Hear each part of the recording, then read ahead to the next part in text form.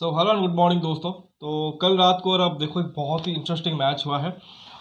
वो मैच जो कि एक तरह से कहेंगे दो एशियन कॉम्पिटिटर के बीच हुआ, दो एशियन राइवल्स के बीच, जो कि एक तरीके से रिसेंट टाइम्स में काफ़ी चर्चे में है। मैच था बांग्लादेश बनाम श्रीलंका। कह सकते हैं कि दो ऐसी टीमें जिनका एक तरह से ऑलमोस्ट ख़त्म हो चुका है सफ़र इस वर्ल्ड कप में। बट एक तरह से लड़ाई थी कि हमें 2025 के जो चैंपियंस ट्रॉफी है उसके लिए क्वालिफाई करना है, तो उस वजह से दोनों टीमों का एक तरीके से वहाँ पे जीतना ज़रूरी था और वही कोशिश चल रही थी। वहाँ पर अब देखो तो बांग्लादेश ने बहुत ही आसानी से श्रीलंका को हरा दिया है मैच। और नॉट जस्ट कि उन्होंने उनको मैच हराया बल्कि इस वर्ल्ड कप से ऑफिशियली आउट कर दिया है। बांग्लादेश ऑलरेडी आउट हो चुकी थी ऑफिशियली, बट अब श्रीलंका भी ऑफिशियली बाहर हो चुकी है। बट अब हो गया क्या है कि दोनों टीमें बराबर पे खड़ी हुई है 8-8 मैच के बाद। 4-4 पॉइंट्स है दोनों के पास, दो दो मैचेस ही जीते हैं। और बांग्लादेश थोड़ा सा ऊपर है श्रीलंका से क्योंकि बेहतर नेट रन रेट है उनका। लेकिन इसके बाद होगा ये कि जो उनके आखिरी आखिरी मैचेस रहेंगे उसके लिए एक तरह से कहेंगे कि मस्ट विन हो चुका है दोनों के लिए, कि अगर वहां पे नहीं जीतते हैं तो फिर उनका 2025 champions trophy qualification almost impossible हो जाएगा। हालांकि उनसे भी नीचे अगर आप देखो नीदरलैंड्स और इंग्लैंड अभी है। बट बचे हुए एक दो मैच में क्या होगा आई हैव नो आइडिया। और एक्चुअली मतलब जिस तरह से ये मैचेस चल रहे हैं, तो अब चर्चा तो ये है कि मतलब टॉप 4 की टीमें कौन सी होंगी उसके ऊपर तो चर्चा हो रही है। साथ ही इस चीज़ का भी एक तरीके से इंतजार है कि वो कौन से दो टीमें होंगी जो कि चैंपियंस ट्रॉफी 2025 से एक तरह से मिस आउट कर जाएंगे। देखिए अगर नीदरलैंड्स वो काम कर देती है कि वो टॉप 8 में फिनिश कर देते हैं, तो फिर उनके लिए तो बहुत बड़ा मोमेंट होगा। क्योंकि जस्ट लाइक अफगानिस्तान ने वो चीज़ किया है कि फर्स्ट टाइम वो एंटर कर गए हैं चैंपियंस ट्रॉफी के लिए। तो अगर नीदरलैंड्स वो चीज़ कर देती है तो फिर उनके लिए बड़ी चीज़ होगी। लेकिन इफ समवन लाइक कि इंग्लैंड या श्रीलंका, बांग्लादेश जो कि काफ़ी एक तरीके से वो टूर्नामेंट खेल चुके हैं, अगर वो वहाँ से बाहर होते हैं स्पेशली इंग्लैंड, तो एक बड़ा अपसेट होगा। तो खैर देखते हैं। बाकी जो कल का मैच रहा उसमें देखिए तो मैच तो खैर ठीक रहा कि बांग्लादेश ने मैच जीत लिया, बट मैच एक तरह से काफ़ी कंट्रोवर्शियल रहा। और जो अभी रिसेंटली बात कर रहा था अभी थोड़ी देर पहले कि थोड़ा सा राइवलरी दोनों टीमों के बीच रहती है, और वही एक तरीके से कल देखने को मिला। ऑन द फील्ड अगर आप देखो जो इंसिडेंट्स हुए, स्पेशली दो एक्सपीरियंस खिलाड़ी शाकिब अल हसन और एंजेलो मैथ्यूस, आई थिंक वो चर्चे में रहे। आई थिंक वो एक तरीके से लाइमलाइट ले गया। बांग्लादेश ने 2 पॉइंट एक तरह से दर्ज किए, लेकिन उसको उतना एक तरह से वैल्यू नहीं मिल रहा है, मतलब कोई चर्चा नहीं कर रहा है। सारे के सारे एक तरीके से वहाँ पे क्रिकेटिंग वर्ल्ड जो कि उसी जो डिसीजन है उसी जो एक तरीके से कहेंगे कि जो कंट्रोवर्शियल एक तरीके से डिसीजन हुआ। फर्स्ट टाइम अगर आप देखो क्रिकेटिंग हिस्ट्री में, तो शायद मैंने पहली बार सुना है ऐसा, जब से मैंने मतलब 17-18 साल हो गए हैं मैं जब क्रिकेट देख रहा हूँ। और आई थिंक पिछले 8-10 सालों में तो क्रिकेट की समझ आ गई है, और जब से मैंने अभी यूट्यूब स्टार्ट किया है, जो छोटे छोटे पॉइंट्स भी है क्रिकेट के उसको भी एक तरह से समझने की एक तरह से कोशिश कर रहा हूँ और धीरे धीरे समझने लगा हूँ। तो ये जो एक तरीके से डिसमिसल हुआ और कल देखो टाइम आउट जिसे कह रहे हैं, वो तो मेरे लिए कम्प्लीटली नया था और first time I think international cricket में भी हुआ है। इनफैक्ट शायद किसी को भी एक तरीके से अंदाज़ा नहीं होगा कि ऐसा कुछ होने वाला है। एग्जैक्टली मैं आपको बताता हूँ हुआ क्या और क्यों वो चीज़ एक तरह से कंट्रोवर्सी में एक तरह से तब्दील हो गई।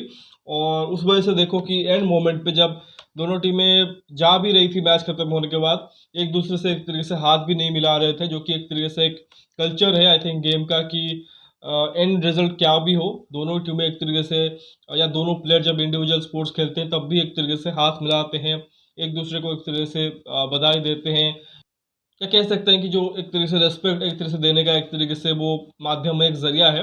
बट वो चीज़ कल नहीं देखने को मिला, और इसने कहीं ना कहीं एक तरीके से फैंस के मन में एक तरीके से दोनों टीमों के लिए थोड़ी सी जो कहते हैं ना हेट, वो एक तरीके से पैदा की है कि एट द एंड रिजल्ट जो भी हो, आपको एक तरीके से एक दूसरे का रेस्पेक्ट करना चाहिए। बट वो चीज़ एक तरीके से कल देखने को नहीं मिला। तो खैर देखिए एग्जैक्टली हुआ ये, आई थिंक 25th ओवर शायद था, और शाकिब अल हसन बॉलिंग कर रहे थे और सदीरा समरविक्रमा शॉट खेलते हुए आउट होते हैं।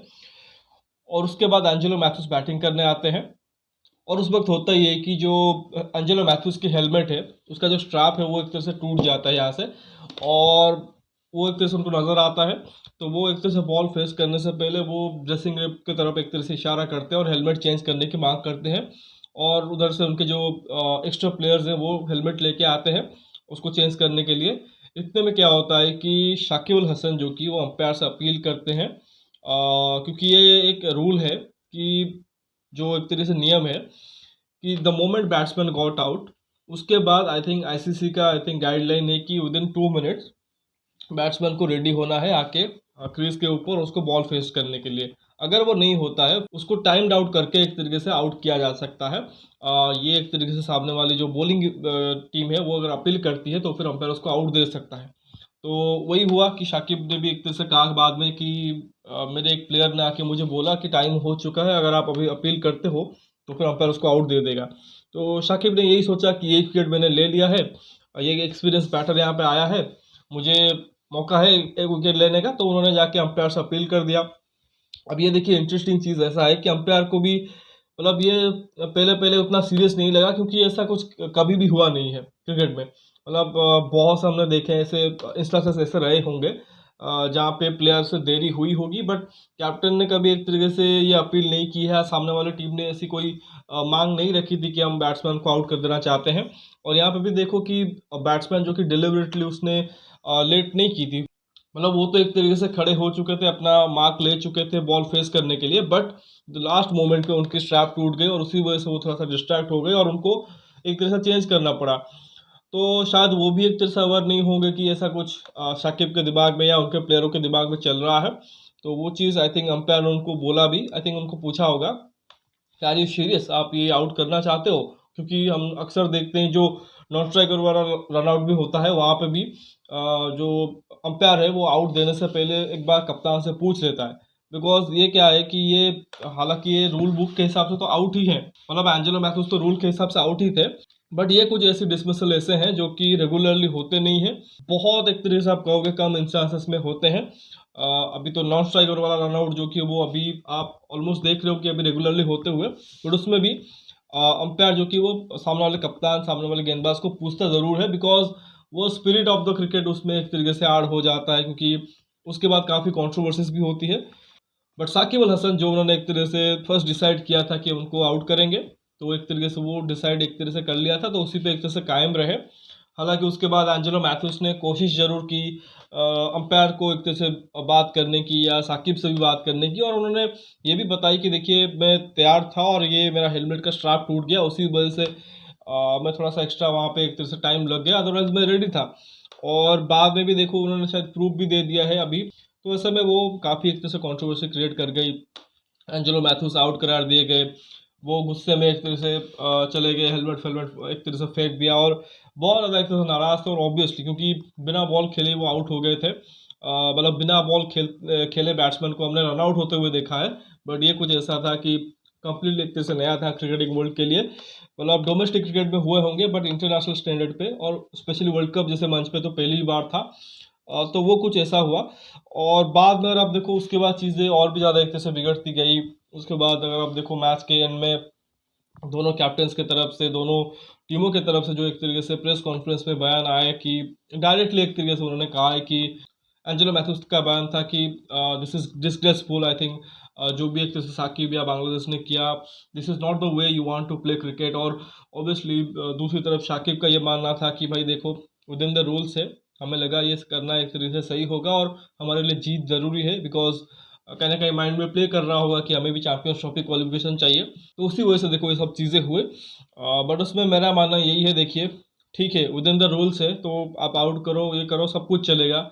और नॉन स्ट्राइकर एंड वाला रन आउट को भी मैंने हमेशा से एक तरह से माना है कि वो एक तरह से कोई इसमें कोई गलत नहीं है।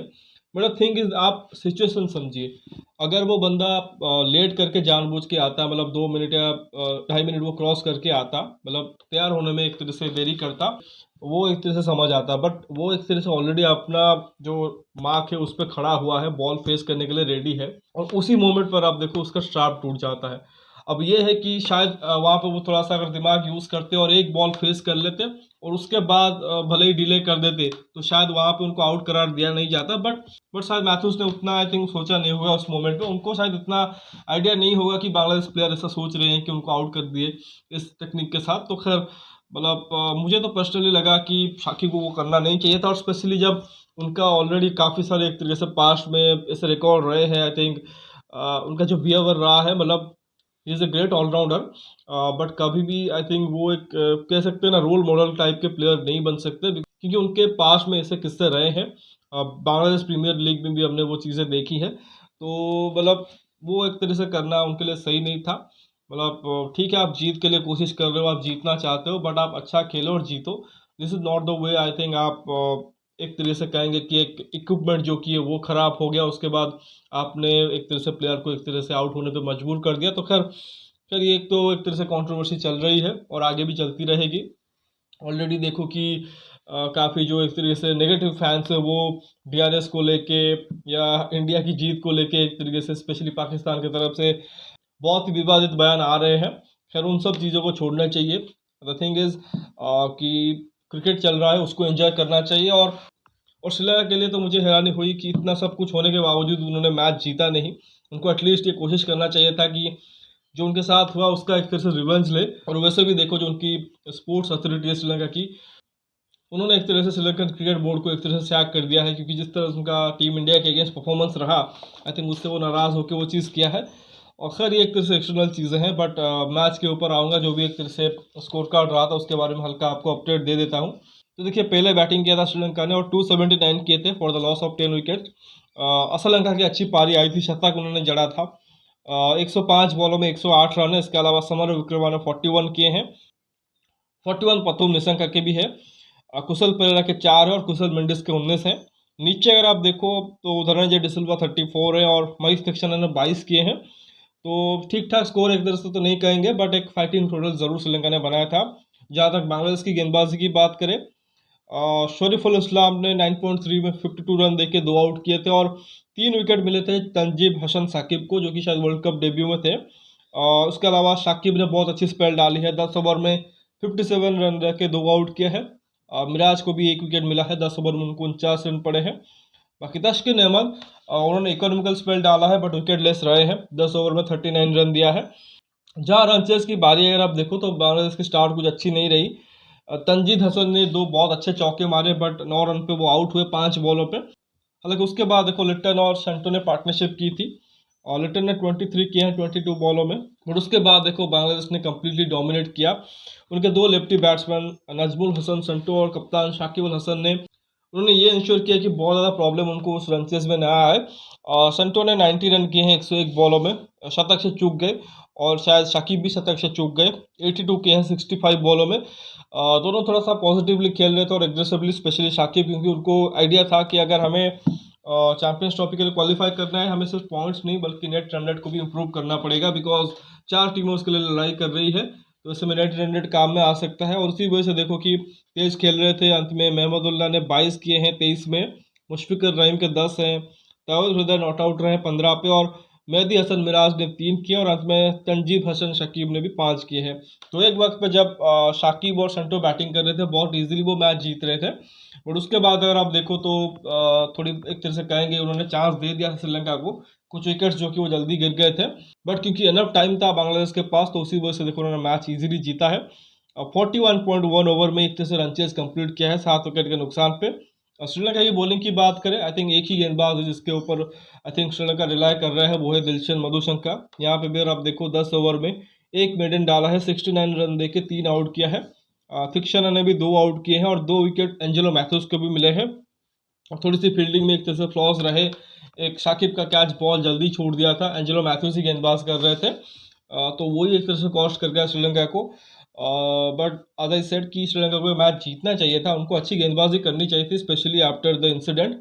और वहाँ पे देखो जब एंजेलो मैथ्यूस ने भी जब शाकिब को आउट किया, उन्होंने भी उनको एक तरीके से एक टाइम का इशारा किया कि आपका टाइम हो चुका है, आप एक तरह से वापस जाइए।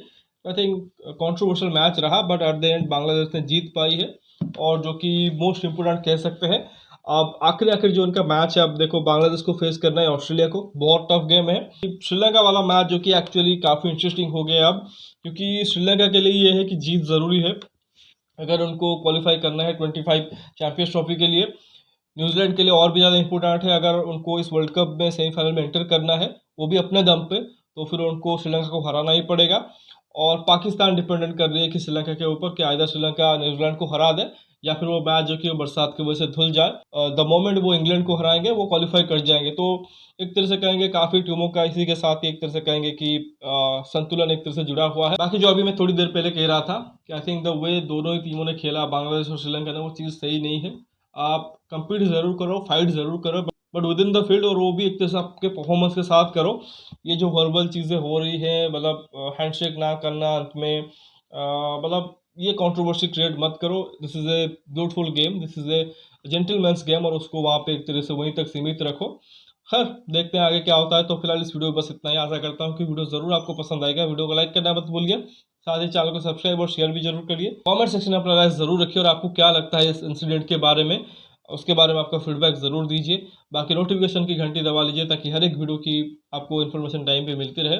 मिलते हैं अगले वीडियो में, तब तक के लिए धन्यवाद। जय हिंद।